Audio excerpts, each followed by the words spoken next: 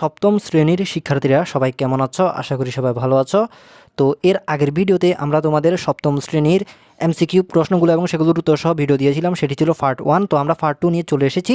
তো পার্ট 2তে আমরা তোমাদের সৃজনশীল প্রশ্ন এবং সংক্ষিপ্ত প্রশ্নগুলো উত্তর সহ দেখব। তো এখানে আমরা প্রথমে তোমাদের সৃজনশীল প্রশ্ন দেখব। আর শিক্ষার্থীরা, তোমাদের এখানে বিশেষ করে একটা কথা বলে দিই, তোমরা যারা আমাদের ভিডিওগুলো দেখতেছো তোমরা কিন্তু ঠিকঠাক কমেন্ট এবং লাইক এবং সাবস্ক্রাইব করতেছো না। তো এখানে তোমাদের আরেকটা কথা বলি, তোমরা যদি এরকম তোমাদের সবগুলো বিষয় পেতে চাও, মানে বিজ্ঞান বিষয়ের মতো তোমাদের সবগুলো বিষয়, গণিত, ইংরেজি প্রথম, ইংরেজি দ্বিতীয় ইত্যাদি সকল বিষয় পেতে চাও, তাহলে তোমাদের কী করতে হবে? তাহলে তোমাদের অবশ্যই তোমরা এখন বর্তমানে যে ভিডিওটা দেখতেছো ওই ভিডিওটা তোমরা নিজ বরাবর একটু খেয়াল করো। এখানে তোমরা সাবস্ক্রাইব লেখা একটা অপশন দেখতে পাচ্ছ। তো তোমাদের কাজ হলো জাস্ট এই কালো বাটনটিতে ক্লিক করা, সাবস্ক্রাইব লেখা এই কালো বাটনটিতে ক্লিক করে এই ইউটিউব চ্যানেলটি সাবস্ক্রাইব করে নেওয়া। তো তোমরা যারা এই বাটনে ক্লিক করে এই ইউটিউব চ্যানেলটি সাবস্ক্রাইব করে রাখবে, তারা কিন্তু তোমাদের পরবর্তী বিষয়গুলো পাবে। আর যারা করবে না তারা কিন্তু পরবর্তী বিষয়গুলো নাও পেতে পারো। তো দেরি না করে দ্রুত এখানে ক্লিক করে চ্যানেলটি সাবস্ক্রাইব করে দাও। তো শিক্ষার্থীরা, আশা করি আমি তোমাদের পুরো বিষয়টা বোঝাতে পেরেছি। তো এখন কথা হলো, তোমরা যারা পার্ট 1 দেখে ফেলেছো, এখন পার্ট 2 এর ফালা। তো এখন পার্ট 2তে আমরা কি দেখব? সৃজনশীল প্রশ্ন এবং সংক্ষিপ্ত প্রশ্ন উত্তর সহ। তো এখানে আমরা প্রথমে দেখতেছি কি সৃজনশীল প্রশ্ন।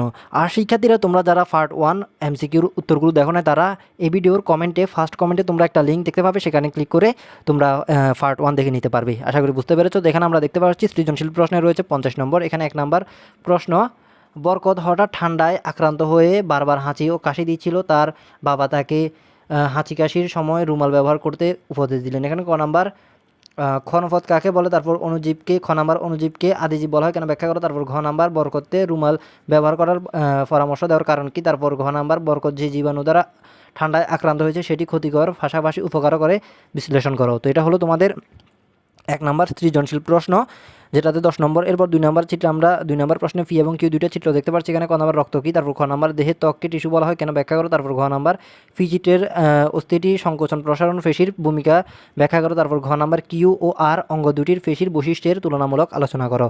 তো শিক্ষার্থীরা, এরপর এখানে আমাদের 3 নম্বর প্রশ্ন, রাশেদ সুন্দরবনে গিয়ে দেখলো উদ্ভিদের প্রধান মূল হতে এক বিশেষ ধরনের ক্ষুদ্র ক্ষুদ্র ছিদ্রবিশিষ্ট শাখামূল মাটির উপরে উঠে আসে। আবার তার বাড়ির পাশে কিছু উদ্ভিদের কাক্ষিক শাখায় পরিণত না হয়ে মাংস পিণ্ডের আকার ধারণ করে। তো শিক্ষার্থীরা, এটা হলো 3 নম্বর প্রশ্ন। এখানে ক নাম্বার কষ্টক পত্র কি। তারপর খ নাম্বার শাখা আকর্ষী বলতে কি বুঝো। তারপর ঘ নাম্বার রাশেদের দেখা রূপান্তরিত ফুলের চিহ্নিত চিত্র অঙ্কন করো। তারপর ঘ নাম্বার উদ্দীপকে বর্ণিত রূপান্তরিত মূল ও কাণ্ডের বর্ণনা দাও।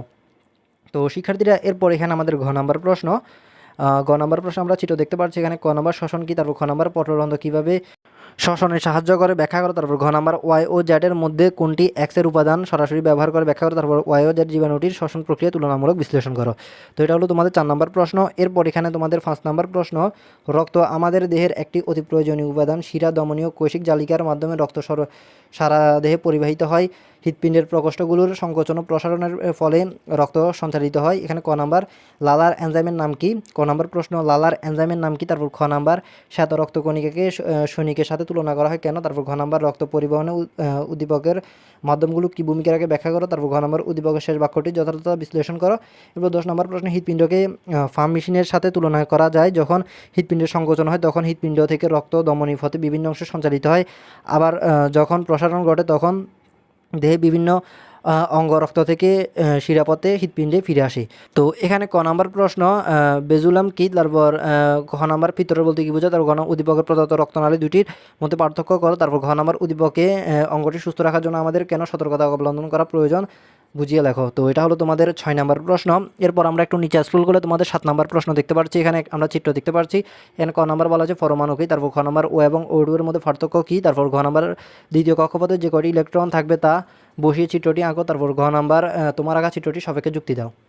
তো শিক্ষার্থীরা, এরপর 8 নম্বর প্রশ্ন, রাশেদ সাহেব ইদানিং তার হাঁস মুরগি ও গরুর খামারের বিষ্ঠা আবর্জনা থেকে বিশেষ প্রক্রিয়ায় এক ধরনের গ্যাস উৎপন্ন করছেন। এতে খামারের বিভিন্ন কাজে শক্তি ও গ্যাসের চাহিদা মিটিয়ে অতিরিক্ত গ্যাস বিক্রি করতে পারছেন। তো এখানে ক নাম্বার ক্ষমতা কাকে বলে। খ নাম্বার শক্তি রূপান্তরের প্রয়োজনীয়তা বর্ণনা করো। গ নাম্বার উদ্দীপক উৎপন্ন গ্যাস কোন ধরনের শক্তির উৎস ব্যাখ্যা করো। তারপর ঘ নাম্বার শক্তি সংরক্ষণে রাশেদ সাহেবের কার্যক্রমের গুরুত্ব বিশ্লেষণ করো। তো শিক্ষার্থীরা, এখানে আমরা একটা প্রশ্ন দেখলাম সৃজনশীল। একটা প্রশ্ন থেকে তোমাদের কি বলা হয়েছে, যে কোনো 5টি প্রশ্নের উত্তর দেওয়ার জন্য। তো তোমরা কোন 5টি প্রশ্নের উত্তর দিবে এখনই শিখে নাও, পরীক্ষায় গিয়ে ডাইরেক্ট সরাসরি লিখে দিবে। আশা করি বুঝতে পেরেছ। তো এখানে এরপর আমরা সংক্ষিপ্ত প্রশ্ন দেখতে পাচ্ছি, এগুলোর উত্তর আমরা দেখব। তো এখানে বলা হয়েছে যে কোনো 10টি প্রশ্নের উত্তর দাও। এখানে মোট প্রশ্ন রয়েছে, তোমাদের সংক্ষিপ্ত প্রশ্ন রয়েছে মোট 15টি থেকে যে কোনো 10টির উত্তর দিতে হবে। তো এখানে আমাদের 1 নাম্বার প্রশ্ন, কোন কোন উপাদান নিয়ে ভাইরাসের দেহ গঠিত? তারপর 2 নাম্বার, ভাইরাসকে জড় জীবের যোগসূত্র বলা হয় কেন? তারপর উদ্ভিদের কাণ্ডের অগ্রভাগের টিস্যুর কাজ ব্যাখ্যা করো। তারপর 4 নাম্বার, হৃৎপেশিকে বিশেষ ধরনের পেশি বলা হয় কেন? তারপর 5 নাম্বার, গোল আলু মূল নয় কেন? ব্যাখ্যা করো। তারপর 6 নাম্বার, মূল রূপান্তরিত হওয়ার কারণ ব্যাখ্যা করো। তারপর 7 নাম্বার, শ্বসনের প্রয়োজনীয়তা উল্লেখ করো। তারপর 8 নাম্বার, প্রতিটি জীব শক্তির জন্য শোষণ অপরিহার্য কেন? তারপর 9 নাম্বার, পরিপাক হওয়া খাদ্য কোথায় কীভাবে শোষিত হয়? তারপর 10 নাম্বার, রক্তনালী আমাদের দেহে কী কাজ করে? তারপর 11 নাম্বার, খাদ্য পরিপাকে এনজাইমের উপস্থিতি অত্যাবশ্যক কেন? তারপর 12 নাম্বার, মরিচা কোন ধরনের পদার্থ ব্যাখ্যা করো? তারপর 13 নাম্বার, পানিকে সর্বজনীন দ্রাবক বলা হয় কেন? তারপর 14 নাম্বার, বায়োগ্যাস কোন ধরনের শক্তির উৎস ব্যাখ্যা করো? তারপর 15 নাম্বার, কাজ ও ক্ষমতার মধ্যে পার্থক্য লেখো। তো শিক্ষার্থীরা, এখানে আমরা মোট 15টা সংক্ষিপ্ত প্রশ্ন দেখলাম। 15টার মধ্যে তোমাদের যে কোনো 10টি প্রশ্নের উত্তর দিতে হবে। তো এখন আমি তোমাদের এই 15টা সংক্ষিপ্ত প্রশ্নের আসসালামু আলাইকুম রহমতুল্লাহি ওয়া সবাই কেমন আছেন? আমি একটা ইউটিউব আইডি খুলছি আপনাদের জন্য। সবাই এই নামটা লিখে চার্জ দেবে। আমি এখন গুগল দাগ দিয়ে দিচ্ছি একটা। সবাই সাবস্ক্রাইব করবার যাইয়া গুগল দাগ দিছি, হুবহু এই নামটা লিখলে চলে আসবে। ইউটিউবে চার্জ দিলে সবাই সাবস্ক্রাইব, লাইক, কমেন্ট। ভিউজ আসে না, 54 জন সাবস্ক্রাইব করছে। 1 লাখ সাবস্ক্রাইব পূরণ করে দিন আমার। আমি বার্ষিকের প্রশ্নগুলো আপনাদের ফ্রি দেব। ইউটিউবে, টিকটকে, ফেসবুকে আপডেট দেবো। আল্লাহ হাফেজ।